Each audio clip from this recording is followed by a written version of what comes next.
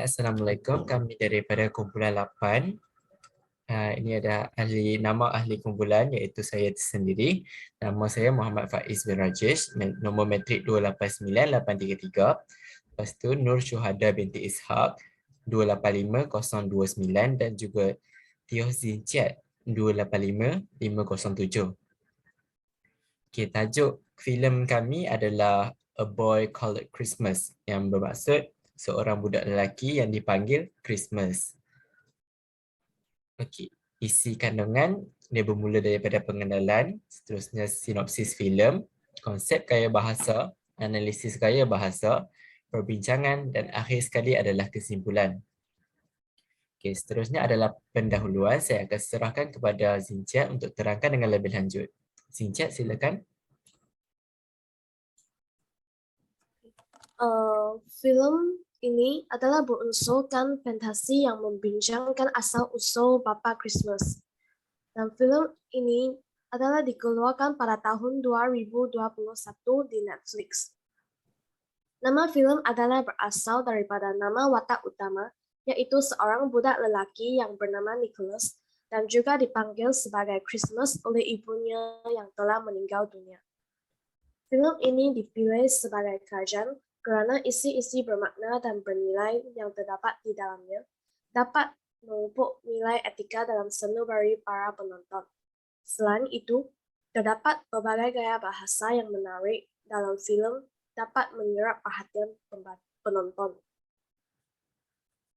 Okay, seterusnya adalah sinopsis.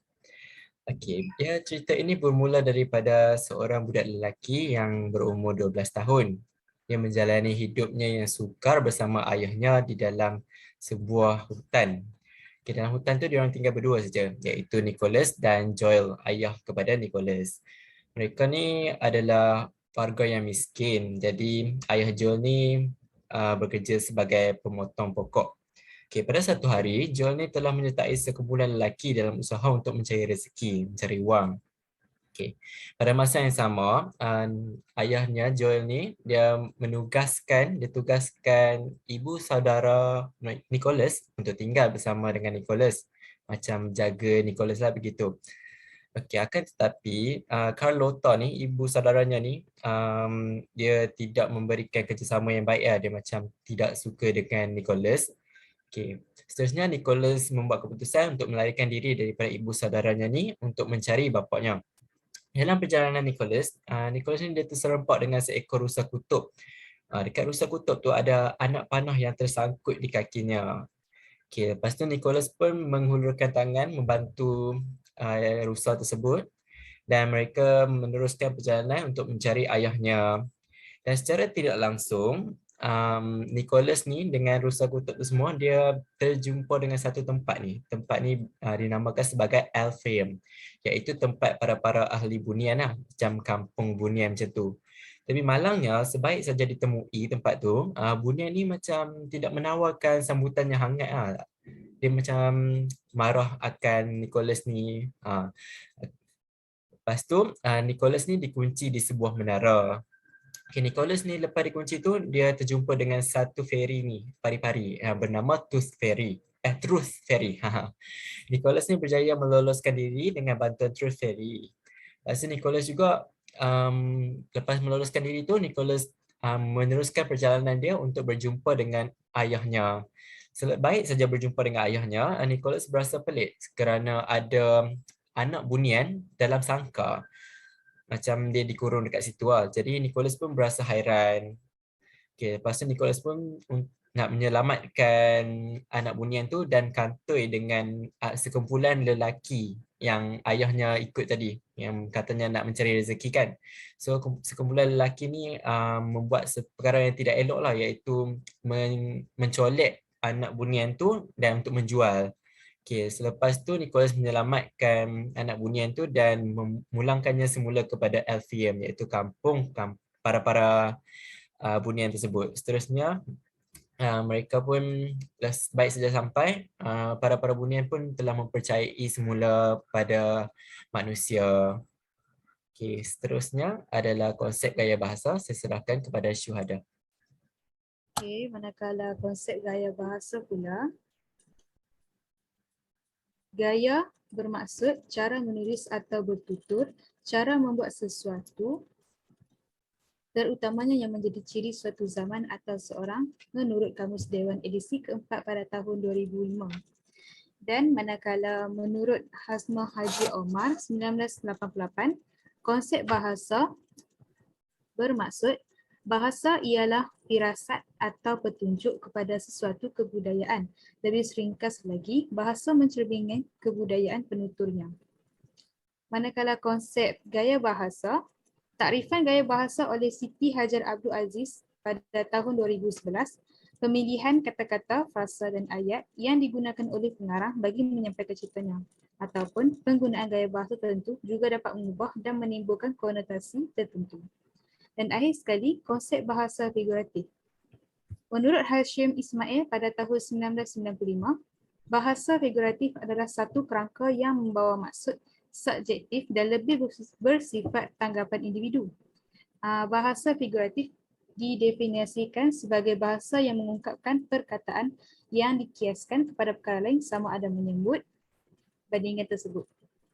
Dan contoh-contoh bagi bahasa figuratif ialah metafora, ironi, anafora, repetisi, pelamangan, dan hiperbola. Okay, terima kasih.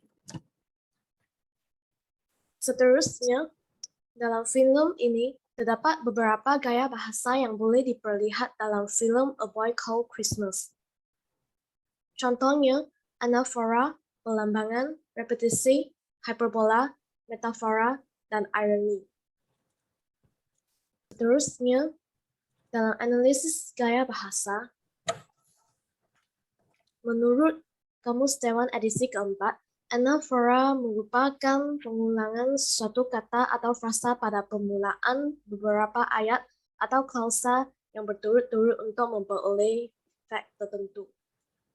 Sebagai contoh, dalam dialog semakin Nicholas menunggu, semakin dia kurus. Dialog ini menunjukkan keadaan Nicholas semasa menunggu ayahnya balik rumah dari Eltham. Tetapi pada masa yang sama, Nicholas telah dilayan dengan buruk oleh makciknya, yaitu Makcik Carlotta selepas ayahnya pergi ke Eltham. Makcik Carlotta itu selalu menyuruh Nicholas membuat kerja dan tidak memberi makanan yang secukupnya kepada Nicholas. Oleh itu, dia semakin kurus. Di samping itu, pelambangan adalah penggunaan sesuatu perkataan yang mengandungi makna yang lebih atau lain daripada makna perkataan tersebut yang asal. Sebagai contoh, dalam dialog rumah bukan sebuah tempat, ia sebuah perasaan. Dalam dialog ini, menunjukkan perasaan tersebut menunjukkan Nicholas rindu akan masa sebelumnya yang bersama dengan ayah. Seterusnya, kawan saya akan meneruskan pembentangan. Okey, baik. Analisis gaya bahasa seterusnya adalah repetisi. Repetisi adalah pengulangan kata pada baris yang sama bagi menunjukkan penegasan yang dikehendaki. Okay, contoh dalam dialog, kita tahu masa sukar sekarang. Maksud beta, sangat sukar. Okey, penerangannya adalah pengulangan ini jelas diperlihat untuk menegaskan perkataan sukar. Ini bermaksud macam dia nak tegaskan perkataan sukar tu dengan menggunakan kata penegas yang sangat. Maksudnya dia gunakan kata penegas sangat ni untuk menegaskan sukar. So kata penegas sangat ni diulang sebanyak 3 kali dalam dialog tu. Penggunaan kata penguat ni dia bertujuan untuk menegaskan kata selepasnya. Okay, seterusnya adalah hyperbola. Okay. Gaya bahasa ini merupakan gaya perbandingan yang menyatakan sesuatu secara berlebih-lebihan. Dia macam bandingkan sesuatu and dia cakap secara berlebih-lebihan lah. Seperti dalam dialog, fikiran dia di awang-awangan. Okay, penerangannya adalah penggunaan bahasa yang berlebih-lebihan seperti menunjukkan bahawa fikiran Nicholas ni berada di awang-awangan. Perkataan awang-awangan tu dia menunjukkan secara berlebihan lah dekat situ. So awang-awangan ni diklasifikasikan sebagai penggunaan gaya bahasa hyperbola. Okay, seterusnya adalah metafora. Silakan Shu. gaya bahasa metafora juga terdapat dalam filem ini. Dan maksud metafora ialah perbandingan yang dibuat antara dua perkara atau objek yang secara lahirnya berbeza atau kiasan yang mengandungi dua perkataan, iaitu konkret ataupun abstrak. Metafora juga dapat membuat pembandingan dengan tidak menggunakan kata bandingan dan dilakukan secara implisit, iaitu tidak ketarang. Sebagai contoh, dialog, sehinggalah melepasi gergasi tidur dan dia berjalan di bawah langit ke tempat di mana saji selembut awan. Perkataan saji selembut awan menunjukkan penggunaan gaya bahasa metafora dalam filem ini. Penggunaan gaya bahasa metafora dapat mengindahkan sebuah kisah atau kata-kata agar pembaca atau pendengar dapat merasai keindahan dengan membuat pembandingan seperti contoh tersebut. Ironi ialah keadaan atau kejadian yang menunjukkan pertentangan atau kesan sebaliknya antara sesuatu yang dijangkakan dengan yang menjadi hakikatnya. Menurut Roshid dan Yaakob pada tahun 2017, ironi dapat dilihat melalui bahasa kiasan di mana kata-kata tersebut menyimpang daripada maksud sebenar, iaitu mempunyai makna yang tersirat. Contoh dialog, masih belum belajar, di mana situasi ini menunjukkan seorang ketua pemerintah Bunian Elfham, ibu boda sedang marah kepada ayah Topo yang telah membawa seorang manusia bernama Nicholas ke tempat bunian atau dipanggil Elfham. Seterusnya, hasil perbincangan yang dibuat mendapati bahawa terdapat 3 gaya bahasa yang sering terdapat dalam filem A Boy Called Christmas, iaitu anaphora, repetisi, dan irony. Anaphora merupakan salah satu gaya bahasa yang banyak dijumpai sepanjang filem tersebut. Gaya bahasa anaphora dapat menegaskan sesuatu perkara yang hendak ditekankan oleh seseorang penulis dengan mewujudkan pengulangan perkataan dalam sesuatu ayat.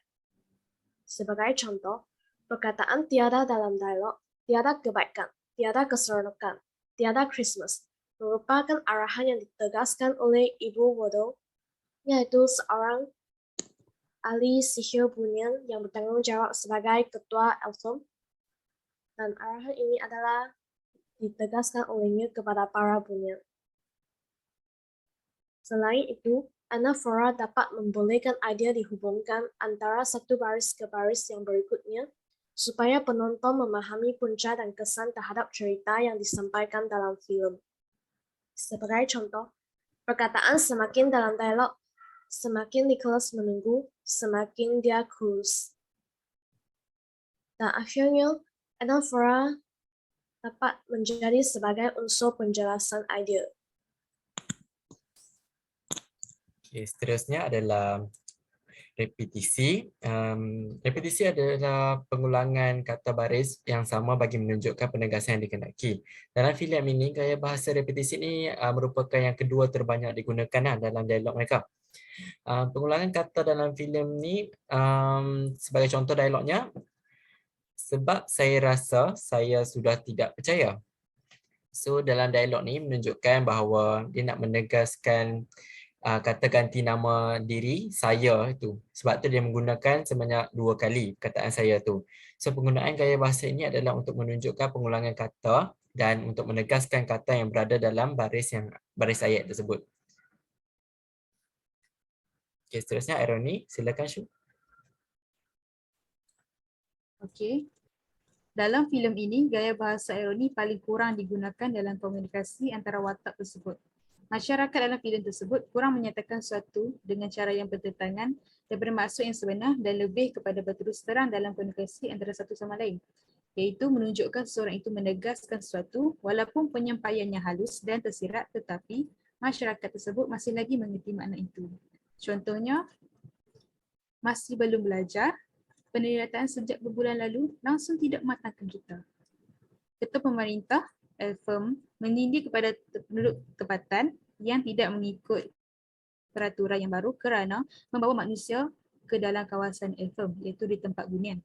Walau bagaimanapun, masyarakat tetap mengerti makna yang tersirat itu dan dapat mengelakkan pergaduhan antara ketua pemerintah dan masyarakat tersebut.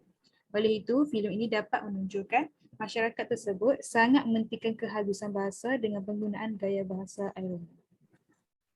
Sebagai kesimpulannya, filem A Boy Called Christmas terdapat pelbagai jenis gaya bahasa yang dapat dipelajari dan dapat digunakan sebagai contoh dalam pembelajaran seterusnya. Selain itu, pemahaman tentang gaya bahasa dapat dipelajari secara mendalam, terutamanya melalui filem yang dikaji ini. Penggunaan gaya bahasa dalam pembikinan filem dapat membuat para penonton merasai dan menggambarkan situasi yang dialami dalam penceritaan kepada situasi yang sebenar untuk merasai keindahan yang disampaikan kepada penonton. Ini dapat meningkatkan mutu filem yang bagus dan unik serta kreatif melalui dialog yang diungkapkan oleh setiap watak. Oleh itu, penggunaan gaya bahasa sangat penting dalam filem untuk memberi impak yang lebih berkesan dan pemahaman tentang jalan penceritaan filem serta dapat meningkatkan keindahan dialog yang digunakan dalam karya perfilman. Okay. Okey, sekian dari kumpulan kami. Terima kasih